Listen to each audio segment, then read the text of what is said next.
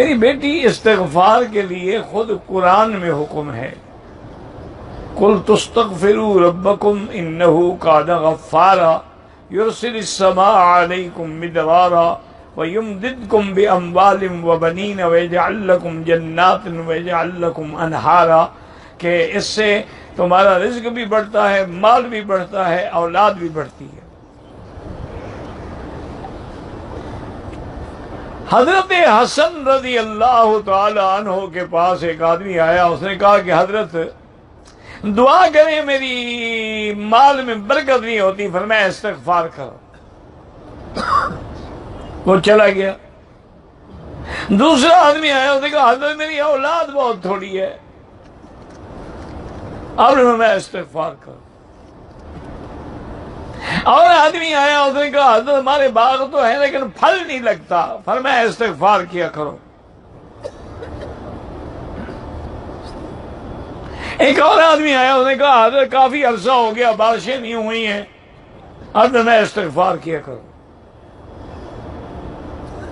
جب وہ سارے چلے گئے تو خادم نے پوچھا، انہوں نے کہا حضرت آج تو آپ نے کمال کر دیا، ہر بندے کو بس ایک ہی وظیفہ بتاتے رہے کہ استغفار کرو استغفار کرو اور کوئی وظیفہ آپ کو نہیں آتا تھا۔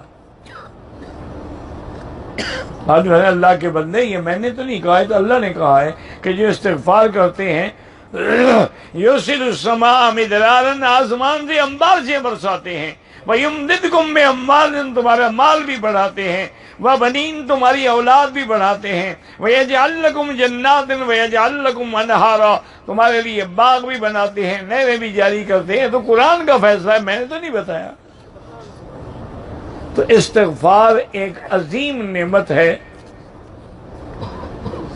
اور سب سے پہلے آپ اللہ کے گھر میں بیٹھے ہیں، دل سے ایک دفعہ استغفار کر لیں تاکہ گناہ معاف ہو جائے۔ استغفر اللہ، شوق سے، ایسے نہیں، بے ترتیبی سے نہیں، بے دلی سے نہیں، کہنے سے نہیں، دل سے نہیں۔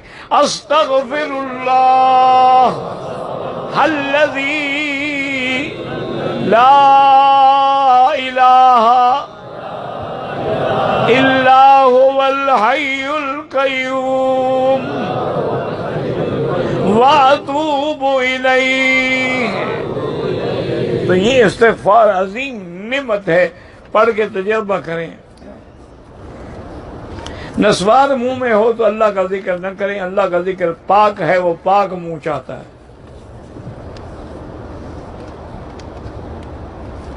محمد عمر معاویہ ہے، ٹھیک ہے، اچھے نام ہیں، 4 بھائی 6 بھائی 4 بہنیں، والد فوت ہو گئے، والد صاحب نے کام کرنے کے لیے اپنی سے رقم دی تھی، بھائیوں نے وہ رقم بھی کام میں لگا دی، کاروبار میں شامل کر دی، بہرحال بھائیوں کو چاہیے کہ حصہ دیں، یہ اب بہانے ہیں، اصل بات تو والد نے دی تھی نا۔